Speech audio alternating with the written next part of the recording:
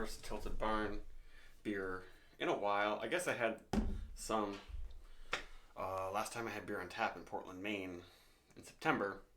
Um, Otherwise, I only had it from a friend who brought it to me because you could only get this at the brewery.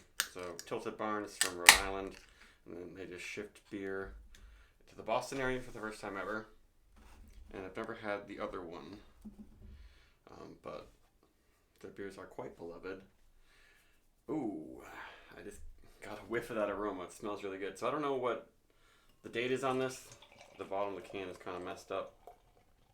I don't know if it's a smudged date or if they don't really date, but I'm sure it's real fresh. So yeah, this one's called The Other One Double IPA. Their second most common double IPA, I guess. They don't really tell you much about it. They don't tell you the hops. Just says multiple dry hop additions, simple malt bill, dank mango, citrus rinds, and tropical fruit. And it looks pretty good. It's definitely very, very, very hazy. And head is alright. Not the best in the world. Oh boy, that's extremely tropical juice smelling. Very, very much so. Wow. Almost reminds me of some of the really good batches of Trillium double IPAs, maybe. It's definitely a cleaner yeast.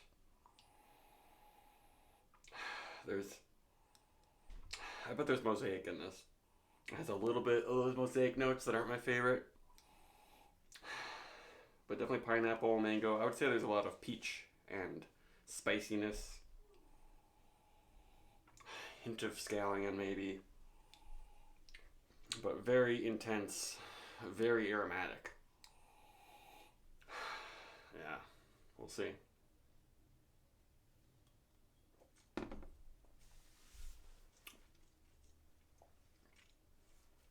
That's good.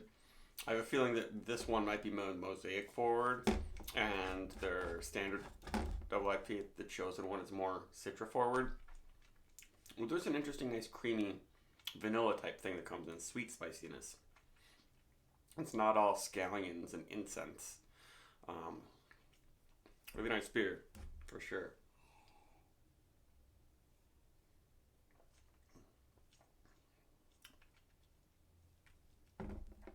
And it's got some bitterness in there too. It's oily, it's chewy, it's got a little bit of a sugary sweet quality, but the bitterness and the intensity of the hops definitely dry it out. It's like it's getting this nice kind of herbaceousness that's I guess it's mild, but it's still overtaking my whole mouth.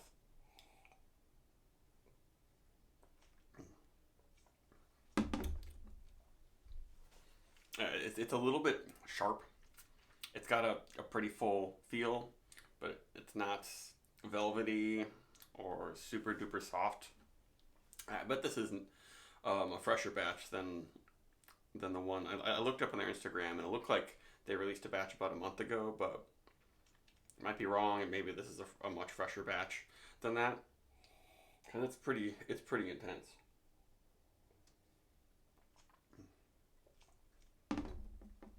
Yeah, and with a little bit of a sharp, almost chalkiness, but it doesn't burn the throat much. Not too much hot burn, but it's slightly stringent for sure. That's the one thing that is off-putting about this a little bit. Otherwise, it's one of the most intensely dense, fruity IPAs I've had in a while, and I've been drinking a lot of Treehouse IPAs, but those ones and Equilibrium, I find those ones a lot of the time are more. They're yeasty and they're malty and they're soft. This is just, and they even have a double dry hop version of this, which is probably nuts. Probably too much for me because this is really intense.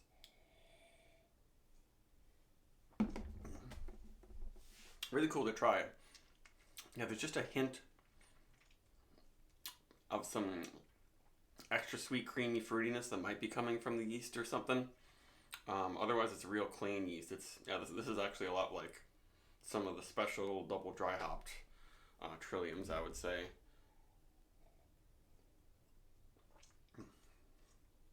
Wow, it's intense. And it's 7.9. I think I didn't mention that. Yeah, I'm gonna try to figure out when this is actually canned, but it's really good. It deserves like a 4.25. Um, if it was just a little bit softer, yeah, there's a little bit of that astringent seltzery bite that's kind of building up. It prevents it from being crushable. Yeah. Hopefully they send other beers, because I'd like to try their other ones. Because it's they're ones that I think are lower alcohol or maybe a little more palatable to me, and I like to have one that's not mosaic forward. If anyone knows that this has mosaic or features something else and I'm totally wrong, I'd be interested. I'm pretty positive though. Bye bye.